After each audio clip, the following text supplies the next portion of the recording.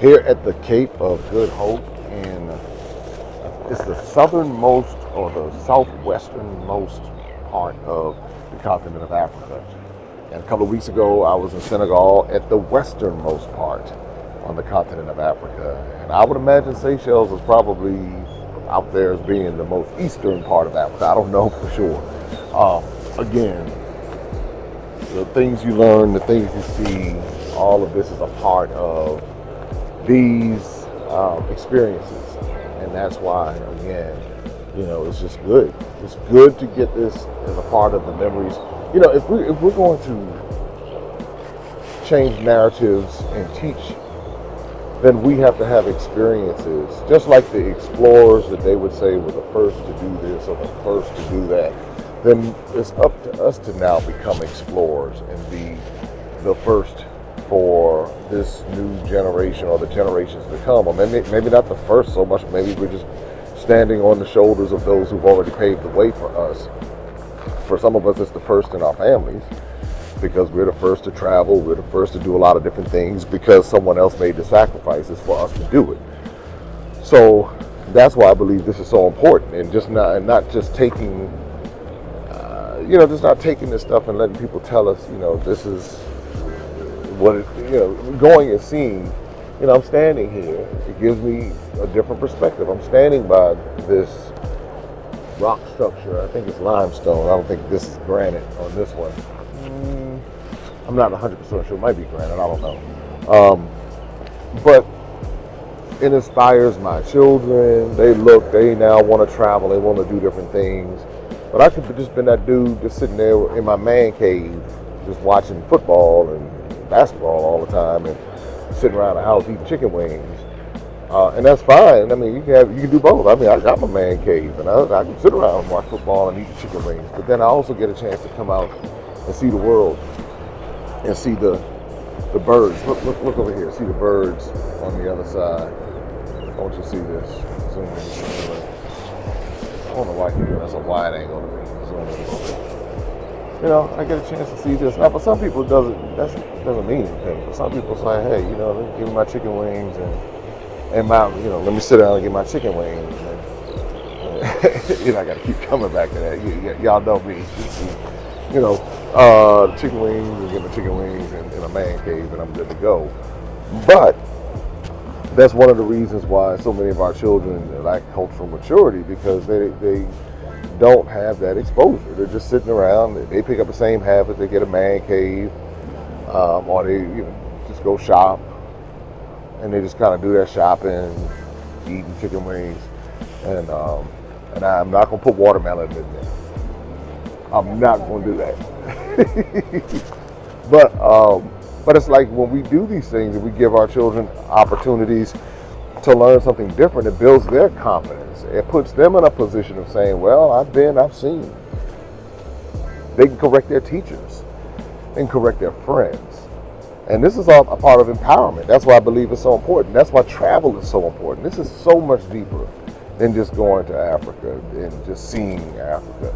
This is about empowerment, education, knowledge, resources, all of that good stuff. And coming up off of the block, coming up off of what we might have been doing for in the past 40, 50 years, 30 years, 20 years, or whatever. Doing something different and allowing ourselves to have exposure to a part of the world that everyone else has found. Everyone else enjoys this beauty. Everyone else seems to know what's going on. And I just want for my folks to be able to have those experiences. I encourage people, for those who may have adopted brown children, children of African descent, please don't whitewash these children and just have them not even wanting to connect with their heritage or their culture. Have difficult conversations with them. Explain what imperialism is like, colonization. Explain to them what's going on today. They will appreciate it. They will say, because of some circumstances where African children were adopted into European homes, and those parents who did that and they hold true to the cultures, I think that's commendable to be able to do that. But a lot of parents, because they're afraid, basically whitewash the children, and the children all they know is white stuff. But when you bring them to places like Ghana and Togo and Kenya and Tanzania and Nigeria, and really have the conversation with them. I just hope really have a conversation and not try to downplay it and take the guilt away and all of that. There should be no guilt if you're doing the right thing.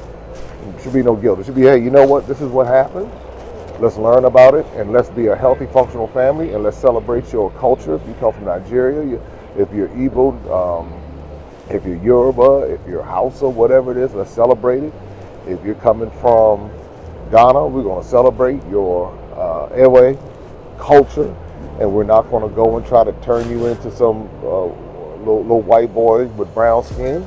We're going to give you a balanced approach so that when you show up in the world, you show up how you need to show up. And this is for the parents, for white parents who may be raising African children or children of African descent, maybe in America, the UK, and all of that. Because I see so many of these people who, like my complexion or darker or lighter, and they have absolutely no cultural connection to Africa, and that's because they're being raised by Europeans. I mean, it's bad enough that when people of African descent don't have any African connection, but you can just imagine when somebody white is raising a brown child and they don't have any connection, and this thing happens. But there are a lot of parents who make sure, there are a lot of white parents who make sure that these children don't lose that connection, and that should be commended, and I recognize that, and I'm not knocking that at all. I'm talking about these parents who adopt these little children, they go over there, pick them up, and then whiten the hell out of them, and then got them all confused and everything,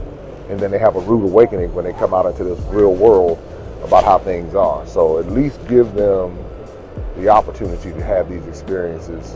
I'm an advocate for it. If this is a scenario, I have no problem having real conversations about it, because I want these children to win who are coming into these environments where the cultural disconnect might be there just simply because of their skin color.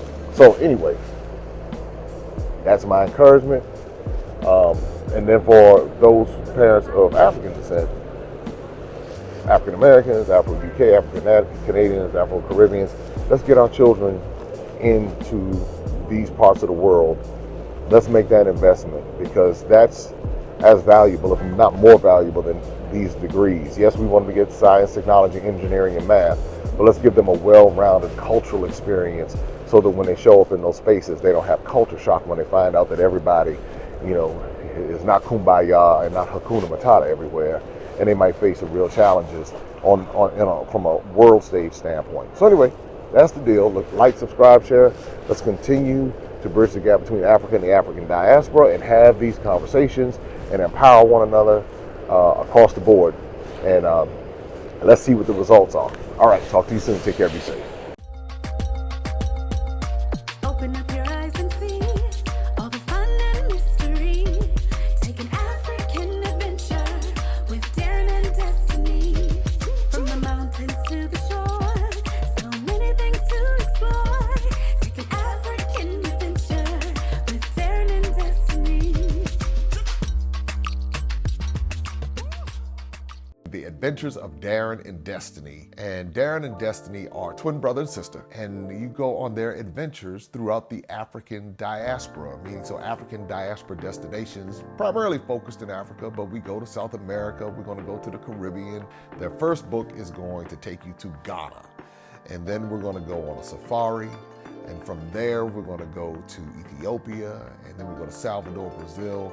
And what the goal is to be able to inspire curiosity in the continent of Africa, in our children from a very young age, and to really tell a more accurate story. Most of our children are exposed to negative images, late night infomercials about how bad things are, everybody's sick, everybody's poor, everyone's uneducated, but that's simply not true. So what Darren and Destiny and their family do is they go to different African destinations. They are learning about these different places. You're beginning to see positive images, but still telling the truth. I mean, that's the important thing, to tell the truth about some of the things that have occurred. But it's all done on our children's level so they begin to understand it. And it begins to pique their curiosity. They begin to learn more. And hopefully one day they will want to explore and visit the continent of Africa and its many countries. There's just so much that Darren and Destiny are able to do, and as they're doing it, it's like they begin to open the minds of a new generation, and they don't get bombarded and indoctrinated with negativity. They're actually able to see positivity and inspiring images and messages about the African diaspora, as well as those who are still indigenous to the continent of Africa, and they begin to learn more and just see things differently. So I'm excited about introducing the adventures of Darren and Destiny.